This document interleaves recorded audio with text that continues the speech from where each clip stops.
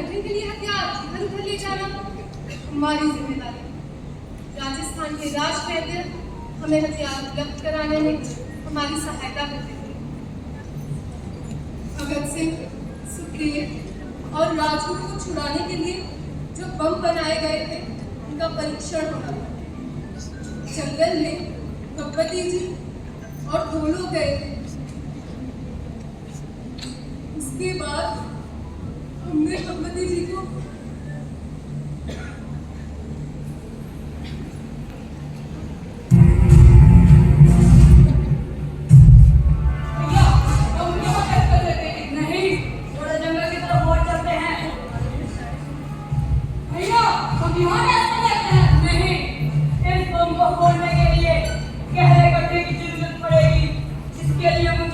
जंगल के भीतर जाना होगा। भैया और मैं टेस्ट करता हूँ। नहीं, इस बम की पीढ़ी है, इसे मैं ही टेस्ट करूँगा। तुम दोनों पीछे हटो। भैया पीछे हटो।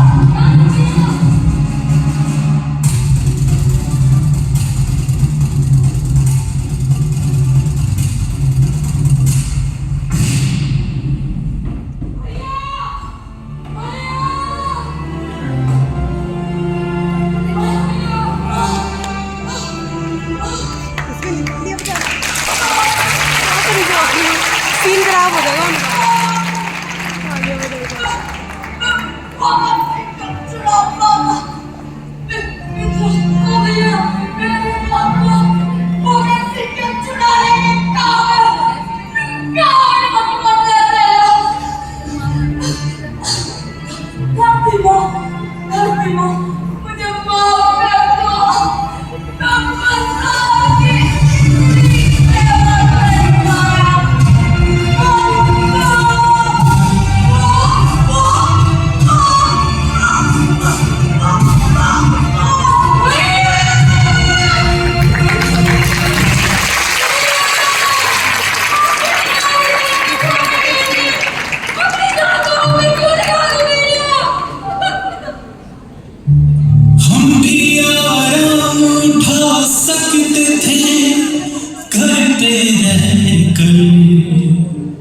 हमको भी पाला था माँ बाप ने दुख सह सह कर, वक्त रुखसत ने इतना भी ना आए कहकर, गोद में आंसू कभी टपके जो रुख से भगवती जी अभी तक नहीं आए।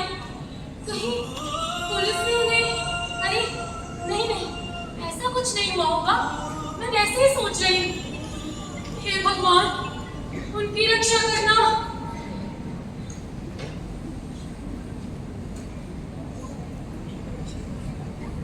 अरे आजाद भैया भगवती जी कहाँ है? सुशीला देवी क्या हुआ तुम्हें? बोलो भगवती जी कहाँ है?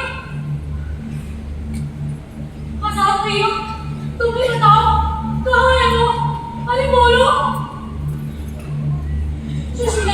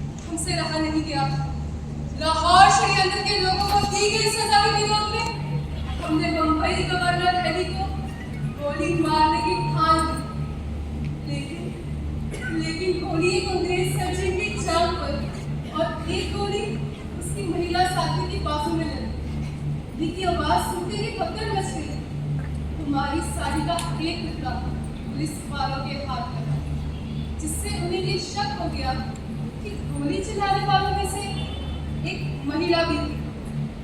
छुपन छुपी का खेल जो हम पुलिस वालों के साथ खेल रहे थे खतरनाक होता जा रहा था।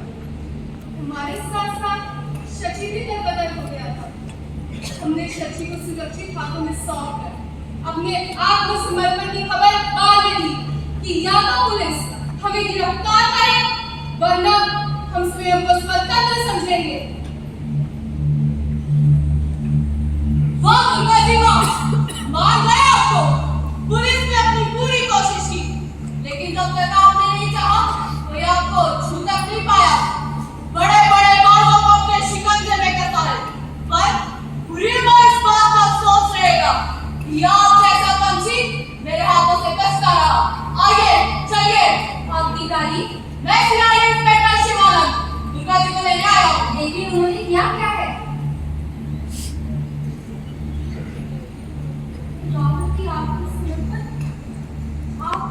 आप बाहर ठहरिए, मैं अभी उन्हें भेजती हूँ। जी। ये क्या है भाभी? हाँ दीदी, अखबार में अपने आत्मसमर्पण की खबर हमने ही दी, क्योंकि अब हमने ठान लिया है कि अंग्रेज सरकार से भागना नहीं है, बल्कि इनका डटकर मुकाबला करना है। अंग्रेज सरकार कुत्तों की तरह हमारे पीछे पड़ी है, लेकिन कुत्तों की एक फितरत होती है, तुम जितना भागोगे ये उतना भगाएंगे। लेकिन अगर सीना तान कर इनके सामने खड़े हो जाओगे तो ये मुंह चिल्लाने लगते हैं। पर आत्मसमर्पण के मायने हार मान ली ना? क्या तुमने हार मान ली? नहीं दीदी, हमने हार नहीं मानी। हम आज भी अंग्रेज सरकार के जुल्म और अन्याय के खिलाफ डटकर खड़े हैं। कि आओ इंसानियत के दुश्मनों, दुर्गावती बोरा तुम्हारे सामने सीना तान कर खड़ी है।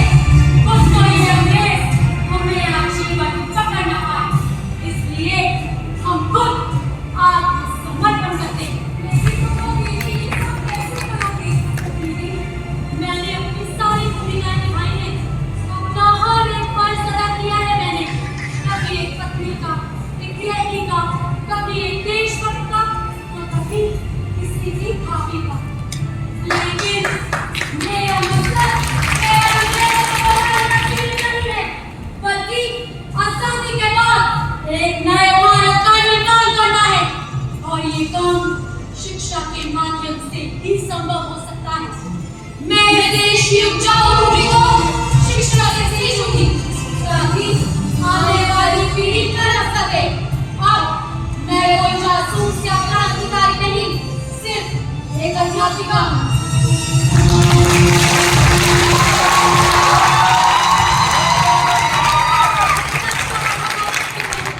बुढ़ापे में सिर हिला हिला कर मरने से अच्छा जवानी में शहीद हो जाना। कोशिश तो मैंने भी पूरी की, लेकिन शहादत तो नसीब वालों को मिलती है।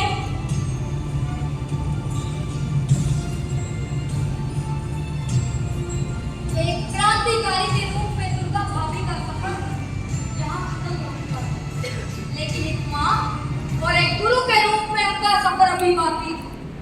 जेल से छूटने के बाद उन्होंने समाज में शिक्षा से क्रांति लाने का नया संकल्प लिया और शिक्षा को ही सेवा का माध्यम बना डाला।